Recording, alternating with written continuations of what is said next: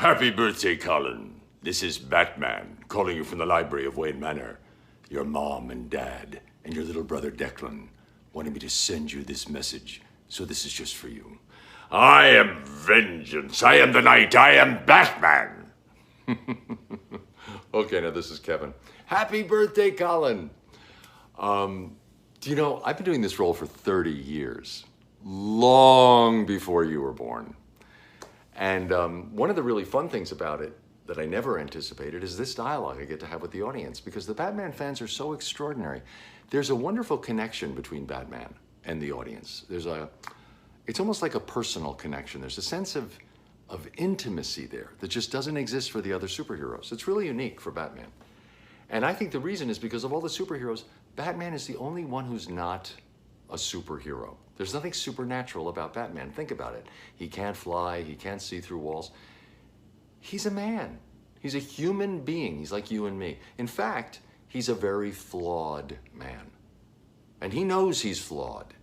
He's been damaged by life. But Colin, you're very young. You're just growing up. You will learn, if you haven't learned already, that we are all flawed. And that life can be pretty brutal for everybody. Everybody gets a little roughed up by life.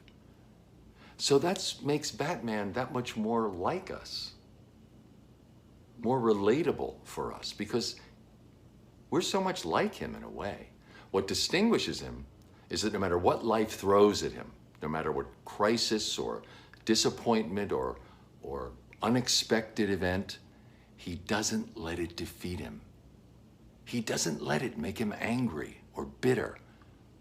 He takes the misfortunes of life, the surprises of life, and he turns them around and he gives them back to the world as love.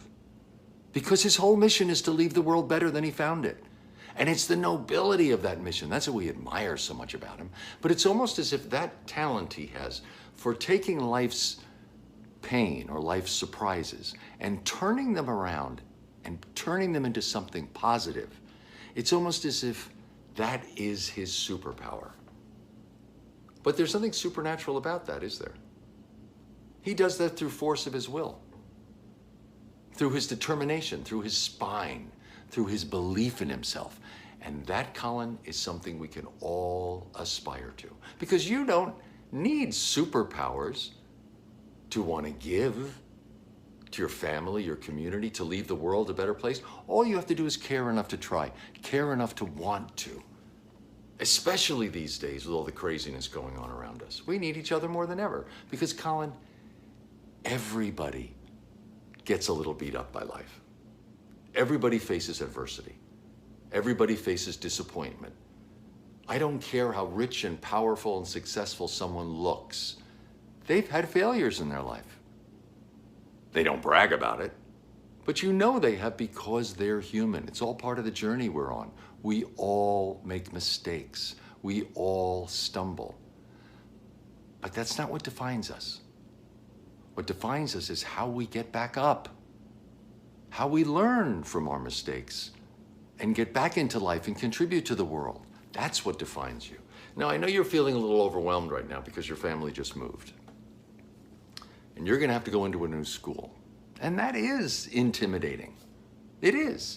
It takes us out of our comfort level whenever we get exposed to something new. When I was exactly your age, my family moved from Long Island to Connecticut. And those are very far apart. And I went into a new school system. And I had been in really strict Catholic schools with nuns and suits and, everything was very traditional. And I went into a public school where everything was completely nuts and wide open, crazy. I felt so overwhelmed. But you know something? Once I got through that difficult adjustment period, I made some of the best friends I ever had in my life.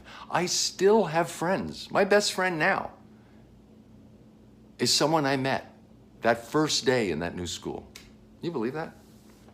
We've been friends for over 50 years. So you don't know what this new school will bring for you. You really don't. And it was that new school that got me into acting. The teachers there introduced me to the theater and the acting. I had never seen that in the Catholic schools.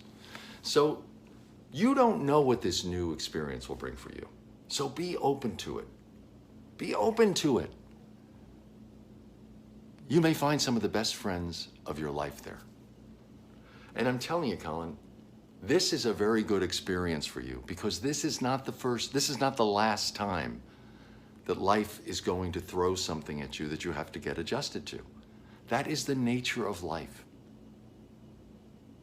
The whole nature of this journey that you are embarking on is change.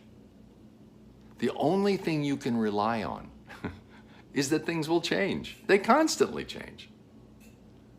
The one constant throughout your life will be the love that your parents and your brother have for you and that you have for them. That is the rock that you can hold on to. But life is everything else changes. And it's wonderful. Once you embrace that, it's wonderful. So have a great time in your new school. Maybe you'll get into the theater group. Or maybe you'll get on a great sports team. Or maybe you'll meet the best friend that you'll have for the rest of your life, like I did. You just don't know. So be open to it. And remember, Colin, it's not who you are underneath. It's what you do that defines you. Take care.